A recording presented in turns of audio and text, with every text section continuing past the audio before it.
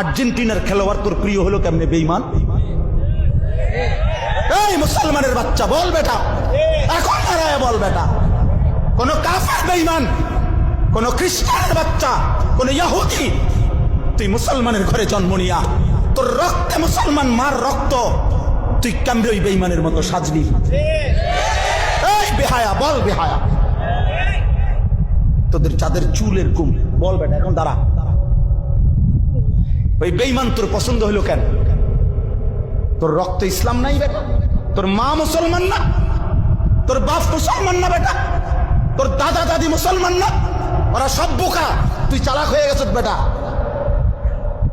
তুমি পণ্ডিত হয়ে গেছ। কোন বেঈমানের অংশগ্রহণ করলা? কেন সাজলা বেঈমানের মতো? তোমার নবী নাই, তোমার রাসূল নাই, তোমার আল্লাহ নাই, তোমার নবী সাল্লাল্লাহু আলাইহি সাল্লাম চুল রাখে নাই? কথা বলে না কেন? আল্লাহর নবীর চুল ছিল কিনা? নবীজির চুল মোবারক ছিল কিনা? তিনি চুল রাখতেন কিনা? তো তিনি কেমনে সাজলেন? এটা আমার পছন্দ হয় না কেন?